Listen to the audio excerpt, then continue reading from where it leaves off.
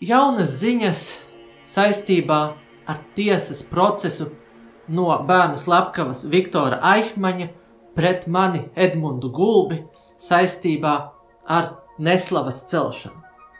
Zemgales rajona tiesa kārtējo reizi šodien 19. martā izlēma pārcelt pilnas sprieduma izgatavošanu uz 24. aprīli.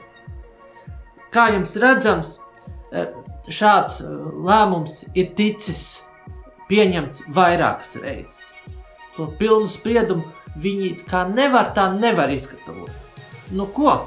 Atliek vien gaidīt. Un tā visa lieta ir jau samērā ieilgusi. Bet jau no tā izmeklēšanas procesa ilguma vien un no pilnas sprieduma izgatavošanas ilguma vien pat pilnīgi nesaistītam cilvēkam būtu pamats uzskatīt, ka tā lieta tomēr ir samērā apjomīga. Un tur tā vaina nav tik skaidra. No manas puses, es, Edmunds Gulbis, jau no paša sākuma esmu skaidri un gaiši norādījis, ka šāda veida krimināla process pret mani ir nepamatots, nevajadzīgs, viņu vajadzētu izbeigt, un tā vietā vajadzētu Viktoru Aihmanu ņemt stingrāk priekšā. Tā pati Zemgales rajona tiesa Viktoru Aihmanu pa bērnu slepkavību sākotnēji nemaz negribēja sodīt un attaisnot, bet tā lieta nonāca Zemgales apgabala tiesā, kur viņam piesprieda 60 000 eiro sodu, bet neskāpēc ne stundiņu spaida darbu un ne stundiņu cietumu.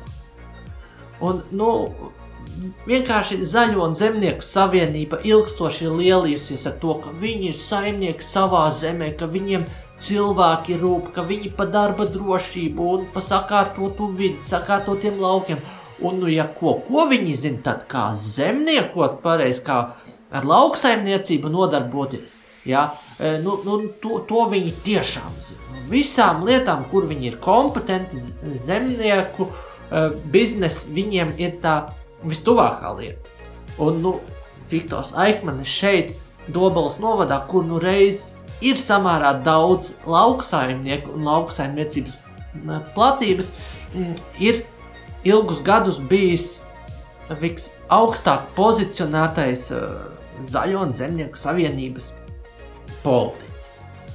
Ja, un, kaut kā jocīgi, ka viņam tā nejauši tāda jazga sagadās.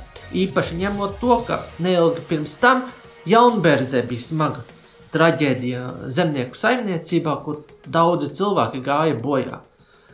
Un, es uzskatu, ka šo lēmumu man vajag pārsūdzēt, to jau esmu vairākas reizes iepriekš teicis.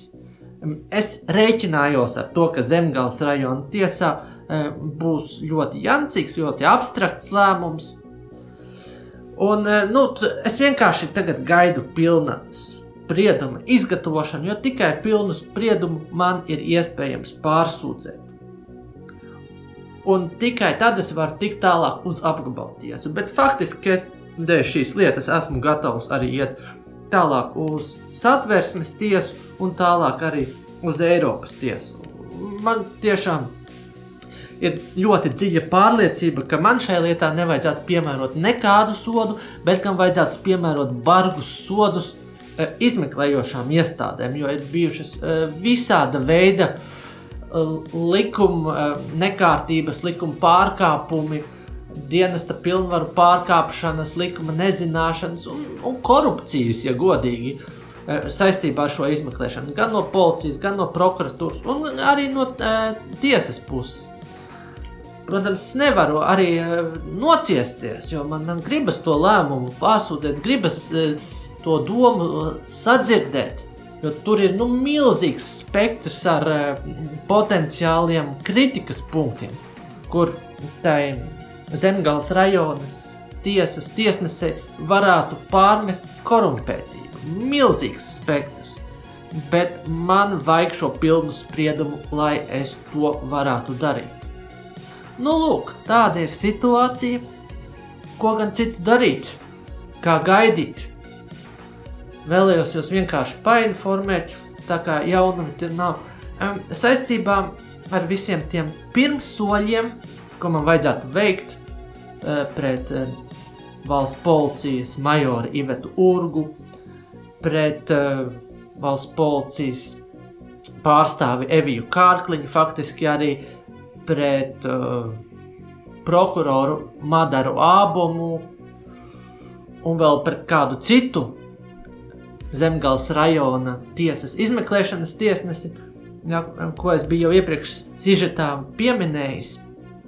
Man jāatzīst, ka oficiāli parakstīs un nosūtīs uz doto brīdi es neko vēl neesmu, bet ir melnraksti jau sagatavoti, bet viņus vienmēr var pieslīpēt. Un man taisni vēl tik ļoti nedeg, man ir taisni tāda mierīgāka situācija.